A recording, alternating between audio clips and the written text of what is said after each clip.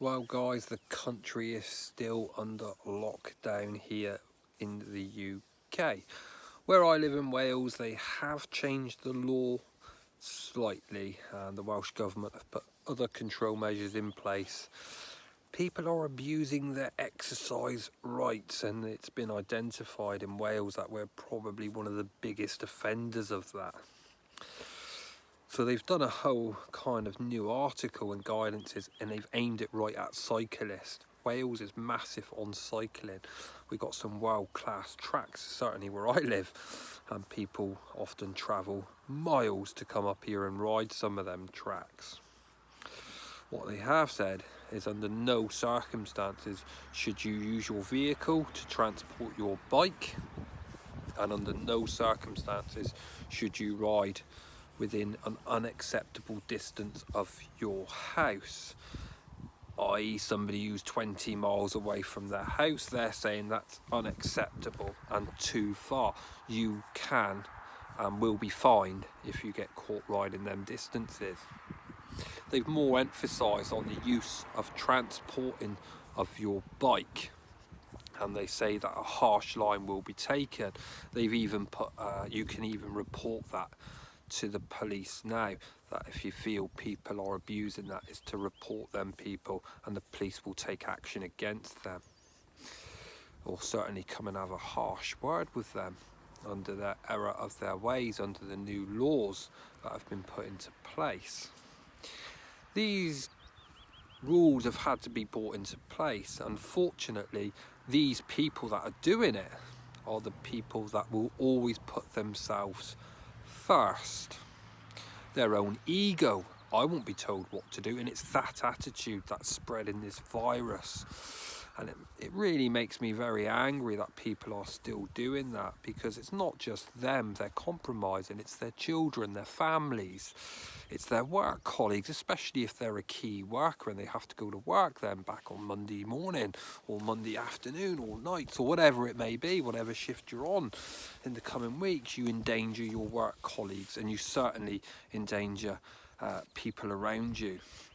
Whether you're travelling to work or coming home, you could be a carrier of it, you don't know.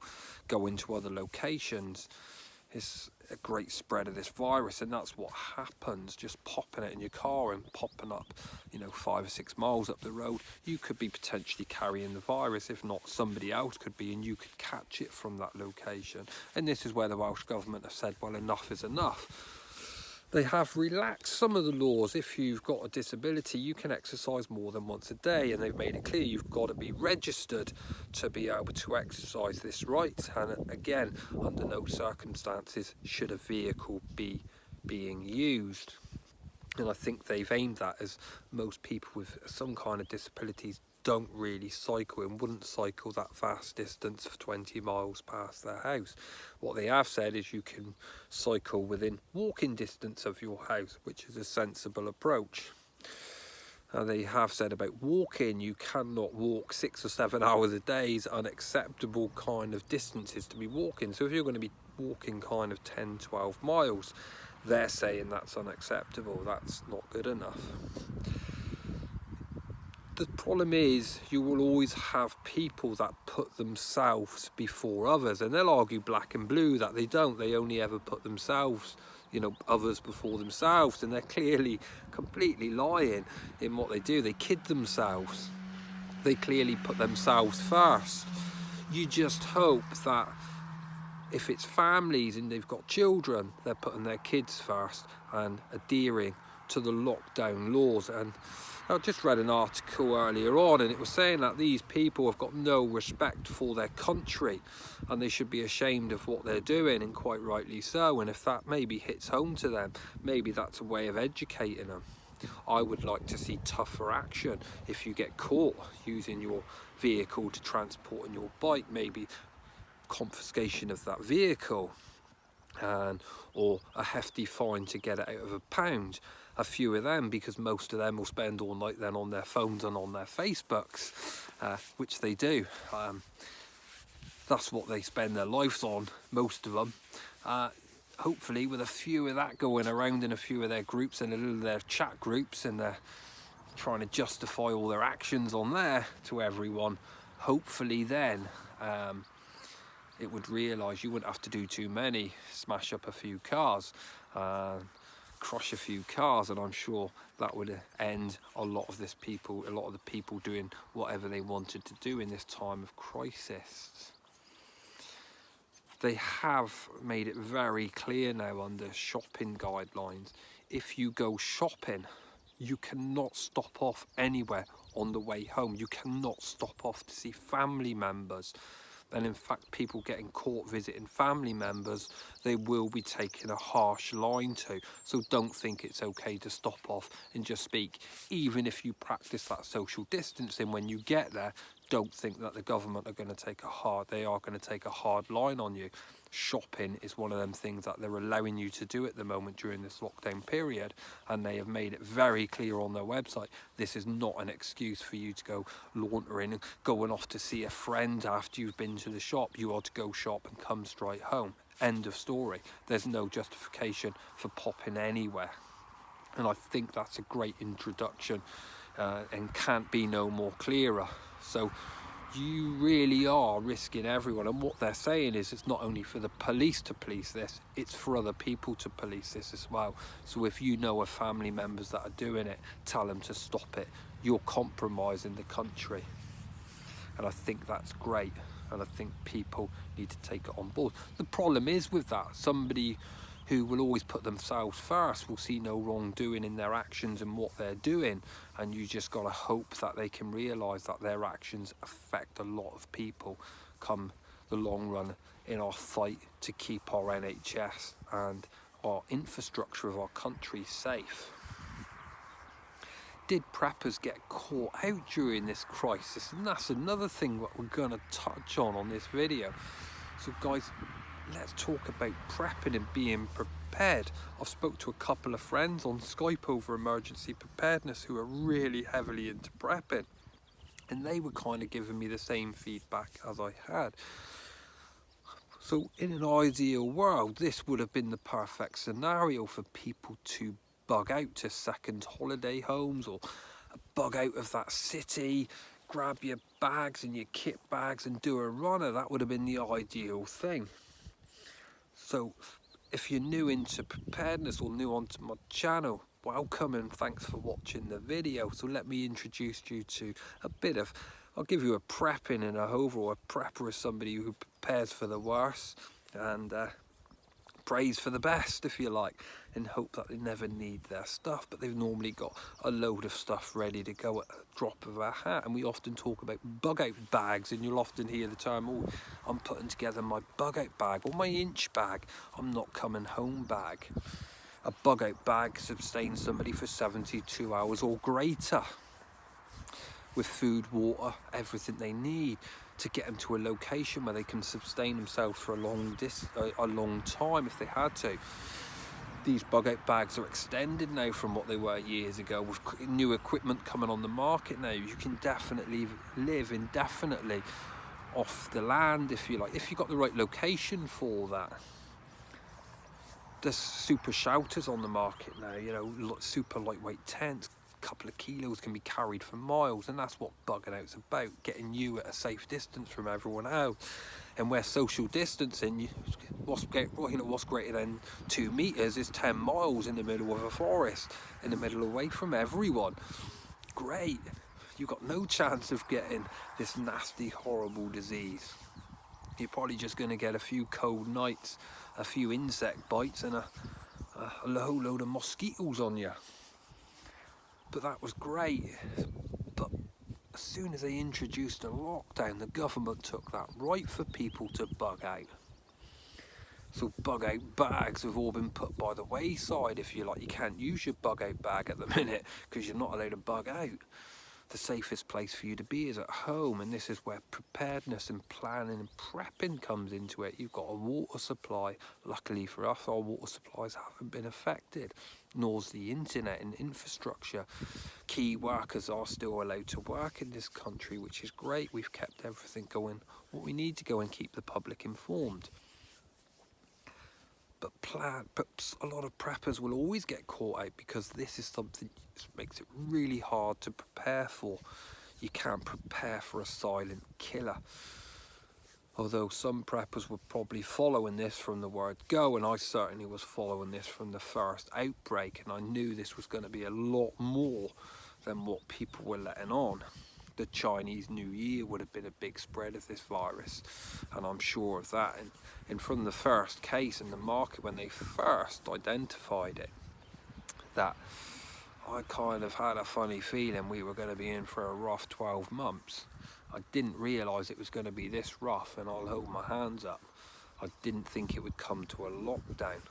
When you think the flu every year kills thousands and thousands of people in every country, massive numbers, and we've never locked down any countries for the flu, but on this we did lock down.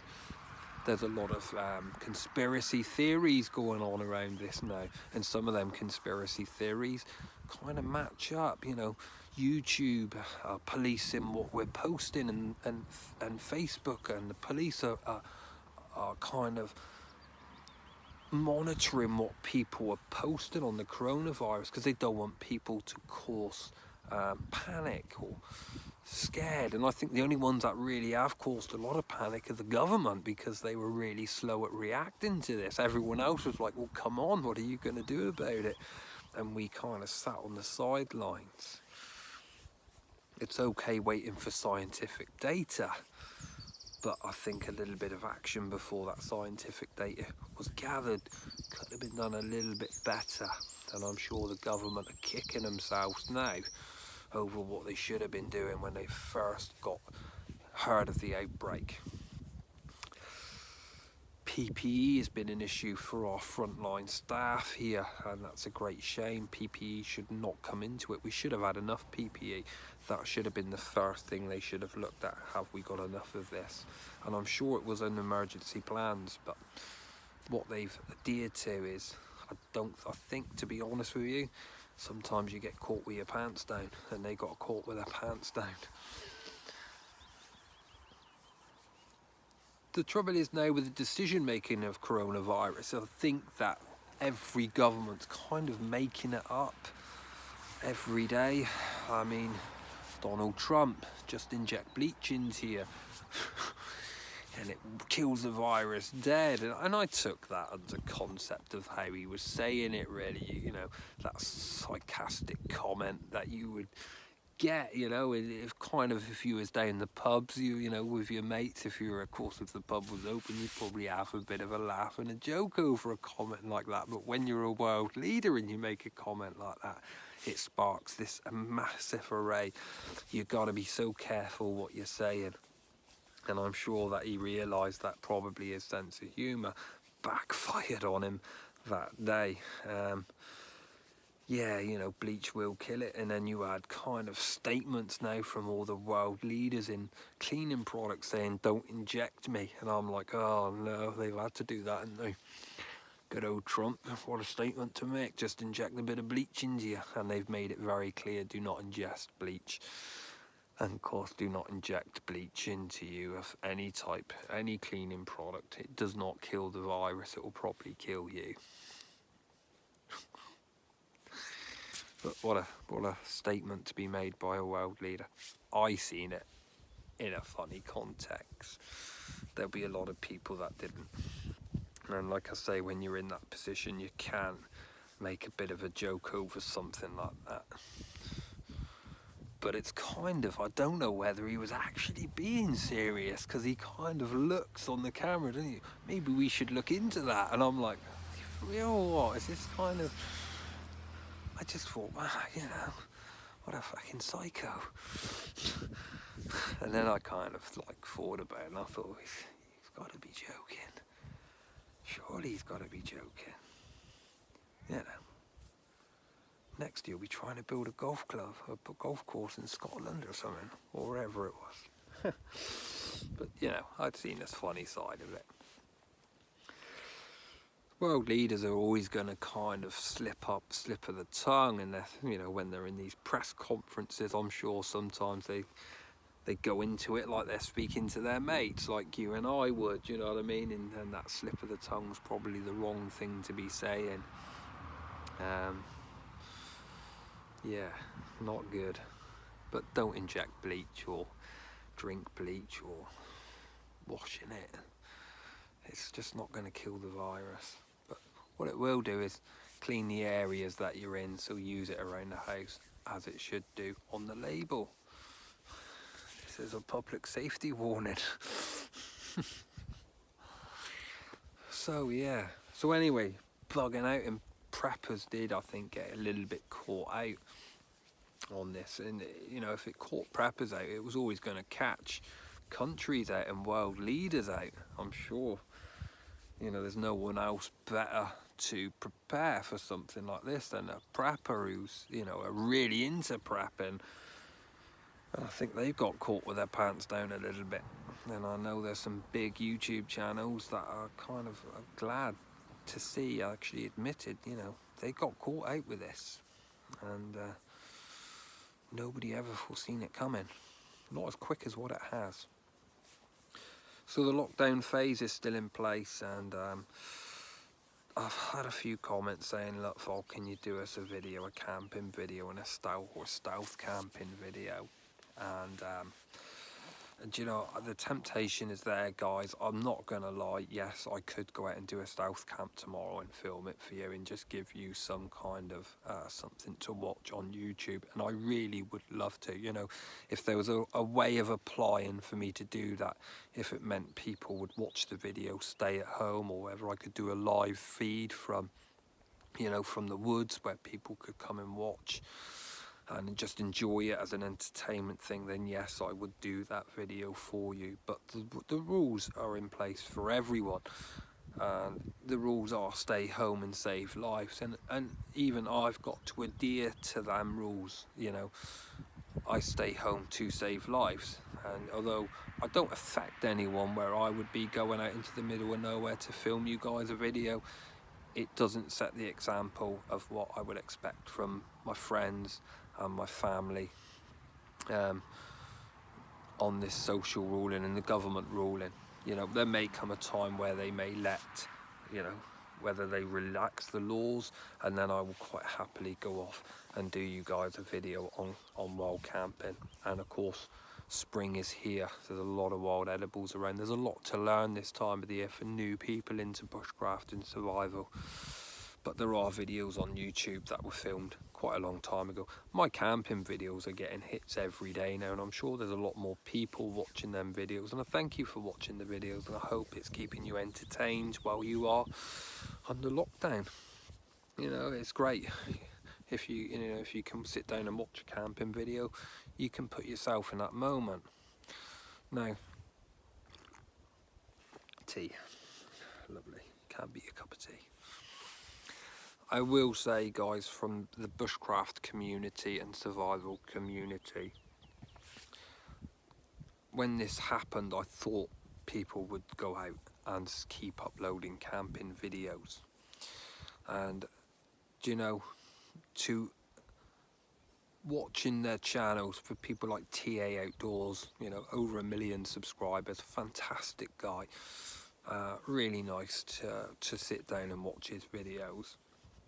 To Jack Law, to all types of different channels out there, to watch them people go out and camp in their gardens has been amazing. They really are ambassadors to our hobby and sports, and I know that we battle all the time with, you know, with the uses of a bushcraft knife and the uses of a saw and an axe in the woods, and we fear the law all the time, and you've got all that on your shoulders as community ambassadors on the way that you portray that on the internet, reviewing pieces of kit and stuff like that.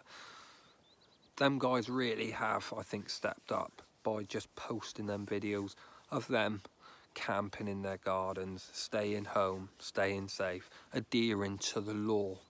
And it's times like that where I think, you know, not only do I recognise it, but the authorities should recognise it. We are responsible people, you know. Yeah, we do carry our bushcraft knives, and yeah, we do carry our saws when we go camping. And you know, the authorities may look that as a dim thing and a bad thing about us, but we're not bad people. We've adhered to the law. We're trying to give people still entertainment in some of them videos, go and watch them. They're great, they're fantastic. In fact, I love the start of TA Outdoors when he does his garden camp and he's got his backpack on and he's talking about covering a lot of distance, and I'm just gonna take this Dutch oven with me, and it's just a fantastic video. Of course, Ben Orford is another one doing some fantastic videos at the moment. Ben's pumping out videos to keep people entertained. So Survivor Man on YouTube, he's another one. He's done the coronavirus crisis. He's got a big following at the moment, and it's just great to see that community of people putting together sensible, nice videos where everyone can enjoy. So thank you so much for your commitment in helping fight coronavirus in different ways, giving people the entertainment but still staying at home, and for everyone to stay at home and enjoy them videos. So well done to everyone on YouTube, as certainly my friends, you really are ambassadors to our hobby, if you like. So guys, with that in mind, thanks so much for joining me on this video, this update. Lots covered in it. Stay safe, stay good. I will be coming out with some more videos. I shall try and do a few more videos. We've got some gear that we're playing around with and some new little projects I'm playing around with, and I'll try and film some of them for you just for entertainment values. Don't take it as real life stuff, you know. I'll just tinkering, and some projects have worked out great and other projects have just been a fly on the fucking wall, to be honest with you. You know what I mean? Things just didn't work, and you learn, and that's what this is all about. Guys, stay safe. Speak to you on the next one.